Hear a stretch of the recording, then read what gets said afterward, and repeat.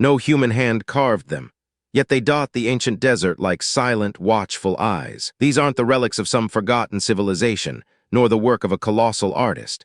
They are patterns, vast and intricate, etched into the very skin of our planet, whispering a quiet riddle across millennia. Imagine standing at the edge of an immense, rust-colored canvas. Suddenly, perfect circles, hundreds of them, emerge from the sandy expanse, each one a barren ring, bordered by a fringe of resilient grass. These are the fairy circles, a name born of folklore and wonder, given to these enigmatic formations primarily found in the grasslands of Namibia, and more recently, in parts of Australia. For generations, the Himba people of Namibia have known of these circles. Their own legends speak of the footprints of the gods, a beautiful, poetic explanation for something so utterly mysterious. From above, they look almost like a deliberate design, an abstract art installation by an unseen hand. But these circles are entirely natural, organic, and stubbornly defy easy scientific explanation. Each circle is roughly symmetrical, varying in size from a few feet to over 100 feet in diameter. They appear, persist for decades, and then slowly vanish, only for new ones to emerge elsewhere. The edges are sharply defined, a stark contrast between the bare earth within and the vibrant grass outside. It's as if an invisible cookie cutter has pressed down upon the landscape. For decades, scientists have grappled with this phenomenon. Is it something living? Is it something inanimate? The hypotheses are as varied and intriguing as the circles themselves. One prominent theory centers around termites, specifically the sand termite, Samoderms allosris*.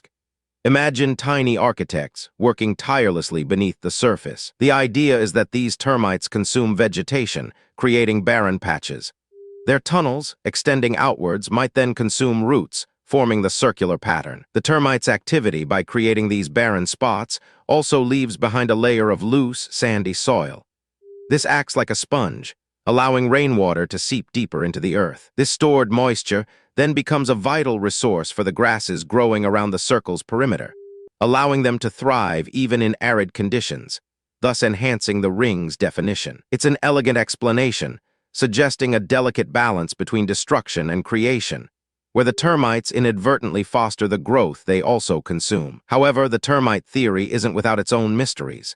Not all circles show evidence of termite activity, and some patterns appear too regular to be solely attributed to insect behavior. This led to another compelling hypothesis: the self-organization of plants themselves.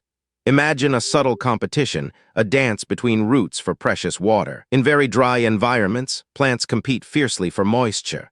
If one patch of grass becomes slightly denser, it draws more water, inadvertently depriving its neighbors. This creates a feedback loop. The more successful plants create a dry zone around them, forming a bare circle. The plants on the circle's edge then benefit from water that would have nourished the center. It's a natural tiling process, a pattern emerging from the basic physics of water distribution and plant competition. Like ripples in a pond, but on a much grander, slower scale. This plant self-organization theory finds parallels in other natural patterns, like the intricate stripes on a zebra or the hexagonal cells of a honeycomb.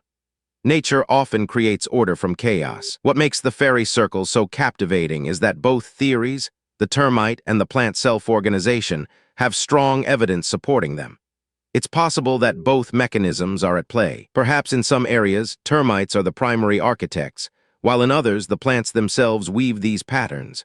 Or perhaps it's a subtle, ancient collaboration. The quiet riddle of the fairy circles reminds us that even in the most ancient and seemingly barren landscapes, life is constantly at work, creating beauty and mystery beyond our immediate grasp. They are a gentle invitation to look closer, to listen to the whispers of the earth, and to marvel at the patterns that emerge when nature is left to its own devices. As the desert night deepens, these circles remain